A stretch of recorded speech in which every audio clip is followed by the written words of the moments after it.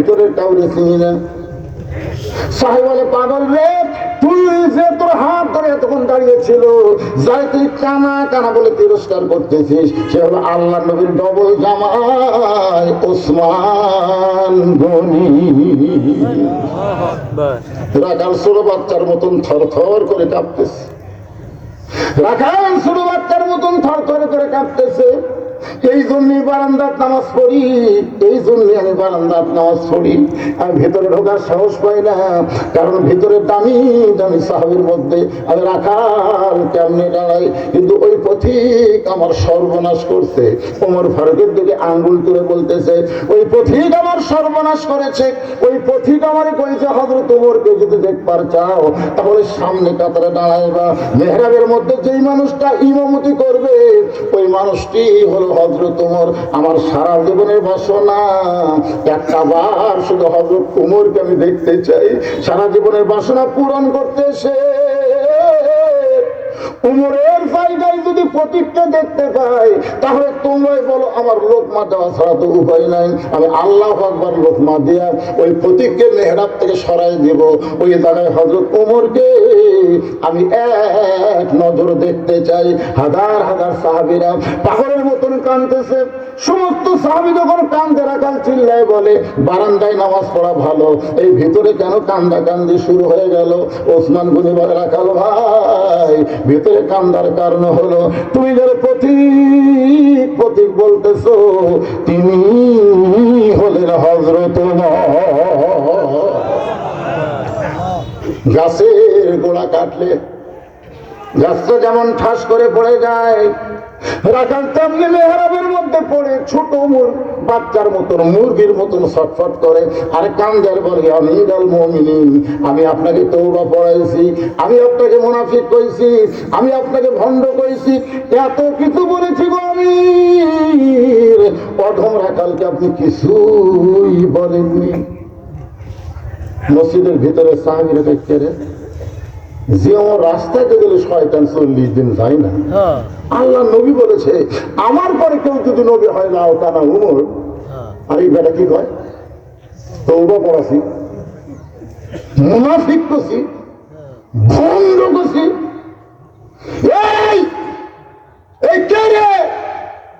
তার সামনে দাঁড়ায় কি বলতেছে? সমস্ত সাহাবী যখন চিল্লাচিল্লি করতেছে, এমন সময় ওমর ফারুক কোরআন থেকে তেলাওয়াত করলেন, আতিউল্লাহ ওয়া আতিউর রাসূল ওয়া উলিল আমরি মিনকুম। আল্লাহর আনুগত্য করো, নবীকে অনুসরণ করো। আমি যদি তোমাদের আমির হই, আমাকে কি তোমরা মানো? সমস্ত সাহাবীরা বলে 100 বার মানে, 1000 বার মানে। তাহলে চিল্লাচিল্লি করতেছে কেন?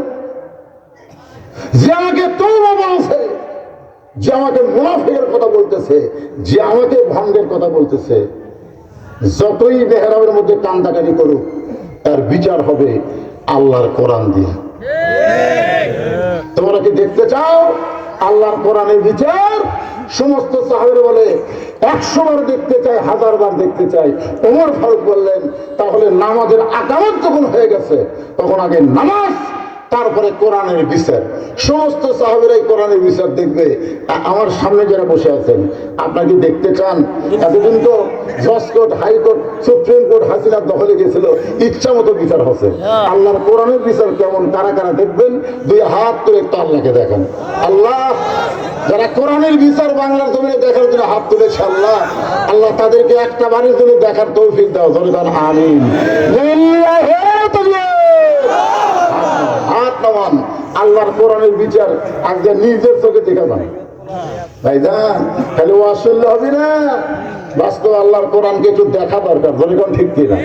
আপনার সকলে দেখার জন্য হাত তুলছেন, কিন্তু এই নামাজ, এই ফজরের নামাজ পড়াতে মাত্র 5টা মিনিট টাইম লাগবে। এই 5টা মিনিট আমি হাফিজের মাদ্রাসার জন্য, যে কোরআনকে ভালোবেসে কোরআনের বিচার দেখার জন্য হাত তুললেন, সেই মাদ্রাসায় 100টা কোরআন শরীফ আপনাদের দান করা লাগবে। 100টা কোরআন শরীফ, এক কোরআন শরীফ বাজার থেকে কিনে আনে এখানে দান করা লাগবে না। আপনি 500 টাকা দিবেন, কোরআন দানের সওয়াব আল্লাহ আপনার আমল নামায় দিয়ে দিবেন। যাদের বাপ মা কবরে গেছে আপনি খালি নিয়োগ করেন একটা কোরআন শরীফ 500 টাকা দিবেন, আল্লাহ বাপ মার কবরকে কোরআনের উসিলায় জান্নাত বানায় দিবে। কোন আল্লাহর বান্দা সর্বপ্রথম পারবেন? আমি 1000 টাকা দেবো, আগামীকাল সকালবেলা এসে আমি দিয়ে দেবো। আমাদের বাসা এখানে রবিউল। আমি একটু কোরআন শরীফ নগদ, ঠিক আছে তোমার লেখা থাক নগদ 100টা, হাজার হাজার মানুষের মধ্যে 100টা কোরআন শরীফ নগদ পাওয়া যাবে না? দেখা যাক। মাশাআল্লাহ। কি নাম বাবা? মাহবুব ইসলাম যুবক মানুষ সর্বপ্রথম কোরআন শরীফ বাবদ 500 টাকা দান করেছে, আল্লাহ কবুল করেন। আব্দুর রাজ্জাক কোরআন শরীফ বাবদ 500 টাকা দান করেছে। এই সময় কেউ যদি ওয়াজাটা উঠে যান, কোরআন শরীফ চাচ্ছি দিবেন না করেন, বসে থাকেন, আল্লাহর কোরআনের বিচার দেখবেন। হাত তুলেছেন, তোলেননি ভাই? প্রথমে হাত তোলেননি। আর এখন যদি আপনার চলে যান তাহলে লিমা তাকুলু মালা তাফাইলুন, মানে কথার সাথে কাজ